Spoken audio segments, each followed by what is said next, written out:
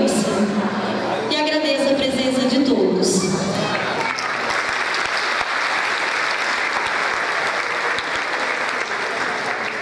Nesse momento também eu gostaria de convidar o Cir para dar uma palavrinha para vocês.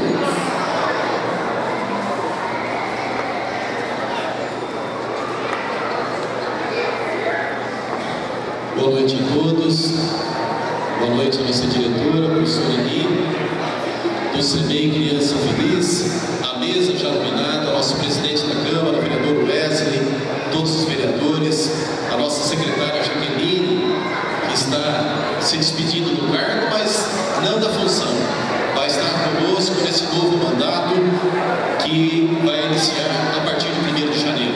Dizer a todos que Jandaia do Sul está de parabéns na questão da educação.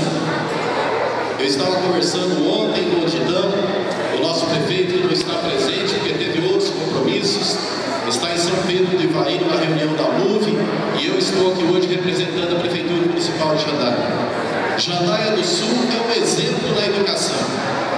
Parabéns às nossas professoras, às nossas escolas, nossas creches. Ela é mantida com todo carinho, como se fosse uma creche particular, como se fosse uma escola particular. E nós vamos manter esse zelo, esse cuidado, também neste novo mandato que se inicia a partir de 1º de janeiro. A nossa Universidade Federal, essa semana foi um marco da história de Jandaia.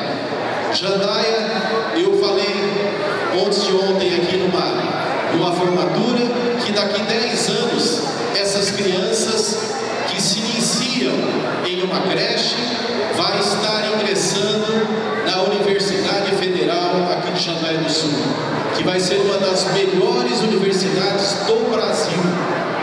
Nós estamos preparados para fazer não só uma universidade, mas uma cidade universitária. É um orgulho, o vereador Wesley está aqui, acompanhou o reitor da Universidade Federal do Paraná. Vai ser uma obra invejável para Jandaia do Sul. E tudo isso vai ser preparado com carinho para os filhos de vocês. O professor Zac falou, para que os alunos cheguem lá na frente com uma preparação especial, tem que ter a preparação do início.